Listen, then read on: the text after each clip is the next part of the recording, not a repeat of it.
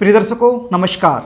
हाजिर हूँ उन लड़के और लड़कियों के लिए एक रामबाण उपाय लेकर के जिनकी शादी में लगातार विलंब चल रहा है, लगातार अड़चनें चल रही हैं, लाख कोशिश करने के बावजूद भी कहीं पर रिश्ता फिक्स नहीं हो पा रहा है।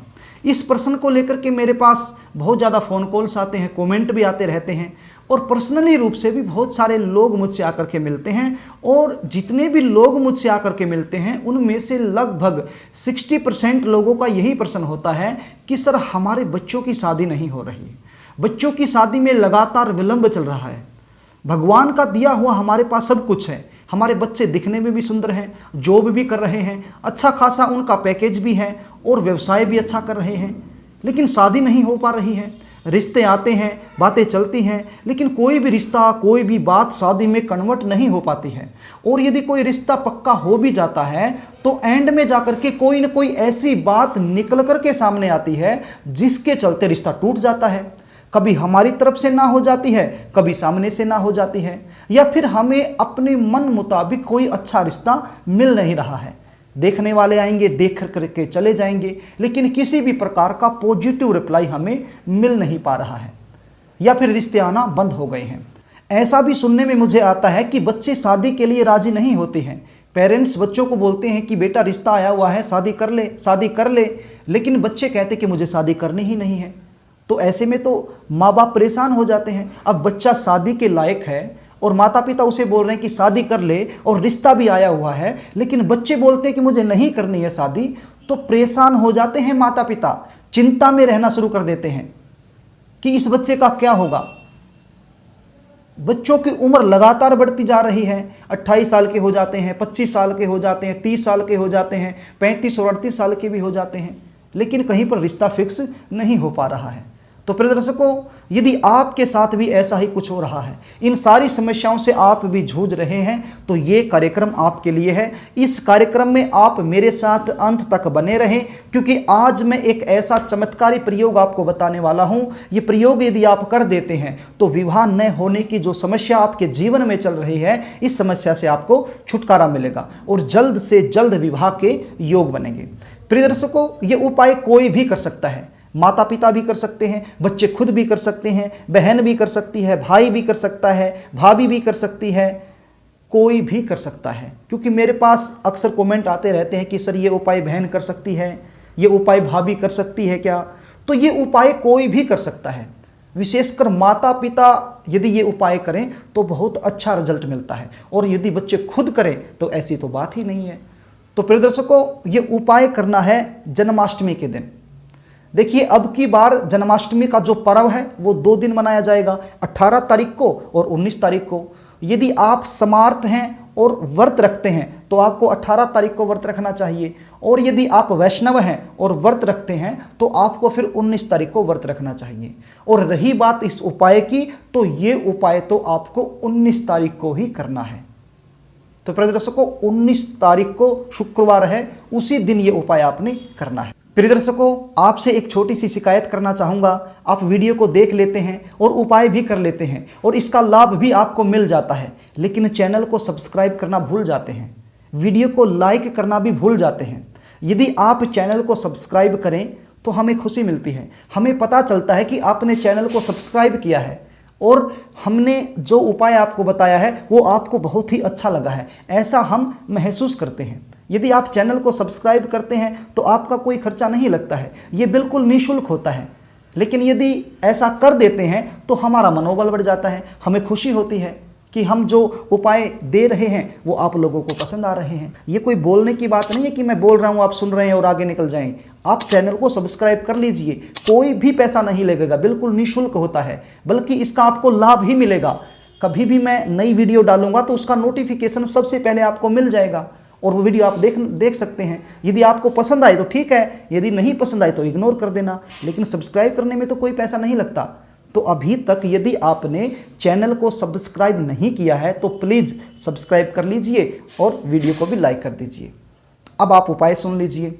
ये उपाय आप 19 तारीख को पूरे दिन में किसी भी समय कर सकते हैं, सुबह से लेकर के शाम तक किसी भी समय ये उपाय आप कर सकते हैं। ये उपाय करने के लिए आपके पास होना क्या चाहिए? सबसे पहले आपके पास होना चाहिए एक इत्र की शीशी। आप बाजार से लेकर के आएंगे इत्र। अब बिल्कुल छोटी सी आती है वो नहीं लेके आनी है, थोड़ी सी बड़ी, लगभग 50 से 100 ग्राम के आसपास एक इत्र आती है, वो आपने लेके आनी है। आपको जहाँ पर पूजा का सामान मिलता है या जहाँ पर कॉस्मेटिक्स का सामान मिलता है, जो भी ये श्रृंगार की चीज़ें मिलती हैं, वहाँ से आपको बड़ी आसानी से मिल जाएगा। तो आपने एक इत्र लेकर के आना है, लगभग 50 से 100 ग्राम के बीच में इतनी सी पैकिंग आपने ले आनी है। उसके बाद आपने लेने हैं पीले रंग के फूल। एक माला ले लीजिए पीले रंग के फूलों की, कोई भी माला ले लीजिए। उस माला में कितने भी फूल हो सकते हैं, 10, 11, 9, जितना मर्जी एक माला आप ले लीजिए पीले रंग के फूलों की। और साथ में पीले रंग के फल आपने लेने हैं। प्रिय दर्शकों, पीले रंग के फल में आप पपीता भी ले सकते हैं, आम भी ले सकते हैं और केले भी ले सकते हैं। और साथ में लेने हैं तुलसी के पत्ते। अब तुलसी के कितने पत्ते लेने हैं, 7 पत्ते लेने हैं। बिल्कुल साफ सुथरे होने चाहिए, बिल्कुल कटे फटे नहीं होने चाहिए। और साथ में लेना है बेसन के लड्डू। अब बेसन के लड्डू कितने लेने हैं वो आपकी श्रद्धा पर डिपेंड करता है। आप 1 किलो भी ले सकते हैं, 500 ग्राम भी ले सकते हैं और केवल 2 लड्डू भी ले सकते हैं। वो आपकी श्रद्धा पर डिपेंड करता है, आप कितने भी ले सकते हैं। और साथ में लेनी है एक माला। अब माला कौन सी लेनी है, देखिए सबसे पहले मैं आपको कहना चाहूँगा वैजंती की माला आती है। जहाँ पर पाठ पूजा का सामान मिलता है वहाँ से आपको आसानी से मिल जाएगी। उसको बोलना कि वैजंती की माला दे दो। एक वैजंती की माला आपने ले आनी है। यदि वैजंती की ना मिले तो फिर तुलसी की माला ले लेनी है, और यदि तुलसी की ना मिले तो फिर हल्दी की माला लेनी है, और हल्दी की माला भी ना मिले तो फिर चंदन की माला आप ले आइए। प्रिय दर्शकों, मैंने ऑप्शन में आपको बता दिया, कोशिश आपने वैजंती की माला की करनी है, उसके बाद कोशिश तुलसी की माला की करनी है और हल्दी की माला की, और लास्ट ऑप्शन है चंदन की माला का। तो इस प्रकार से आपने एक ही माला लेनी है, ये नहीं कि 4 माला लेनी है। यदि वैजंती की मिल जाए तो बस वो लेकर के आ जाना है, यदि वो ना मिले तो फिर आप तुलसी की माला लेने की कोशिश कीजिए, और तुलसी और वैजंती की दोनों ही ना मिले तो फिर हल्दी की, और हल्दी की भी ना मिले तो फिर चंदन की आप ले लीजिए। तो इस प्रकार से सबसे पहला ऑप्शन रहेगा वैजंती माला का। तो एक वैजंती की माला आप वहाँ से ले आइए, और ये सारा सामान लेकर के 19 तारीख को पूरे दिन में किसी भी समय आप विष्णु भगवान के मंदिर में चले जाइए या फिर राधा कृष्ण के मंदिर में चले जाइए। अब राधा कृष्ण के मंदिर में जब आप जाओगे तो वहाँ पर राधा कृष्ण की प्रतिमा होगी, या फिर विष्णु भगवान या लक्ष्मी नारायण की प्रतिमा होगी, और माँ लक्ष्मी की भी प्रतिमा हो सकती है। तो वहां पर जाकर के आपने ये सारा सामान रख देना है। और यदि आप वहां नहीं रख सकते हैं तो 19 तारीख को प्रत्येक मंदिर में आपको एक झूला मिलेगा, और झूले में लड्डू गोपाल जी झूलते हुए मिलेंगे। वहां पर भी आप ये सारा सामान अर्पित कर सकते हैं। लड्डू गोपाल के चरणों में भी ये सारा सामान आप अर्पित कर सकते हैं। ध्यान रहे, ये जो इत्र की बोतल आप लेकर के गए हैं, शीशी जो लेकर के गए हैं, इसमें से थोड़ा सा इत्र भगवान के चरणों में लगा देना है। अब लड्डू गोपाल के चरणों में भी लगा सकते हैं, विष्णु भगवान के चरणों में भी लगा सकते हैं, राधा कृष्ण के चरणों में भी लगा सकते हैं। कहीं पर भी आप भगवान के चरणों में थोड़ा सा इत्र उसमें से निकालना है और लगा देना है। और उसके बाद ये जो इत्र की शीशी है ऐसे ही खुली छोड़ देनी है, बंद नहीं करना है। उसका ढक्कन जो है ना निकाल करके ऐसे छोड़ देना है।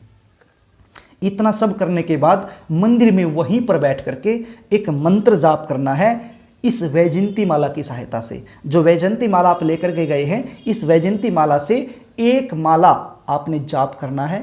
मंत्र कौन सा रहेगा आप स्क्रीन पर भी देख लीजिए। ओम नमो भगवते श्री गोविंदाय, ओम नमो भगवते श्री गोविंदाय। इस मंत्र का जाप आपने 108 बार करना है, अर्थात एक माला करनी है। और मंत्र का जाप करने के बाद ये जो वैजंती माला है, जो भी माला आप लेकर के गए हैं, ये माला आपने भगवान के चरणों में अर्पित कर देनी है। सब कुछ भगवान के चरणों में अर्पित कर देना है। मैंने पहले भी बताया आपको, आप लड्डू गोपाल के चरणों में भी रख सकते हैं और विष्णु भगवान के चरणों में भी रख सकते हैं। राधा कृष्ण का जो मंदिर है और जो राधा कृष्ण की मूर्त है उसके चरणों में भी आप रख सकते हैं। सारा सामान वहाँ पर रखना है और मंत्र जाप करने के बाद वो माला भी भगवान के चरणों में ही उस सामान के साथ ही रख देनी है। उसके बाद भगवान से प्रार्थना करनी है कि हे परमपिता परमेश्वर, हे विष्णु भगवान, हे लक्ष्मी नारायण भगवान, हे लड्डू गोपाल भगवान, मुझ पर कृपा करें, मैं आपकी शरण में हूँ। यदि आप खुद कर रहे हैं तो इस प्रकार से प्रार्थना करनी है कि मेरे विवाह में जो भी विघ्न बाधा चल रही है उसका निवारण करें। और यदि आप माता पिता हैं तो ऐसे बोल सकते हैं कि मेरे बच्चों की शादी में जो विघ्न चल रहा है, जो बाधाएं चल रही हैं, उसका निवारण करें। सारे रास्ते मेरे सामने बंद हो गए हैं प्रभु, आपके चरणों में मैं आई हूं। मेरी एक ही मनोकामना है, मेरे बच्चों की शादी हो जाए। मेरे बच्चों की शादी में जो विलंब चल रहा है उसका निवारण हो जाए। प्रभु मुझ पर कृपा करें। यहां से प्रार्थना करो, हृदय से प्रार्थना करो। प्रिय दर्शकों, कृष्ण जन्माष्टमी का दिन है, बहुत ही अच्छा शुभ योग बन रहा है। इस योग में यदि ये उपाय आप करते हैं तो भगवान आपकी जरूर सुनेंगे, प्रभु आपकी जरूर सुनेंगे। तो मन से इस प्रकार से प्रार्थना आपने करनी है और मन से प्रार्थना करने के बाद ये जो इत्र की शीशी है ये आपने वापस उठानी है।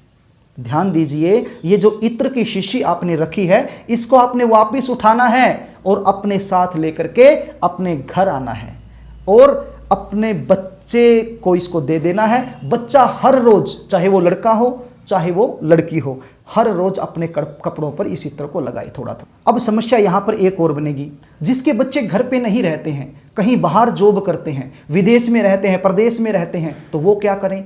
वो फिर जहां पर भी, चाहे लड़की चाहे लड़का, उनके कपड़े घर में जहां पर भी रखे हुए हैं उन कपड़ों में इस बोतल को आपने रख देना है।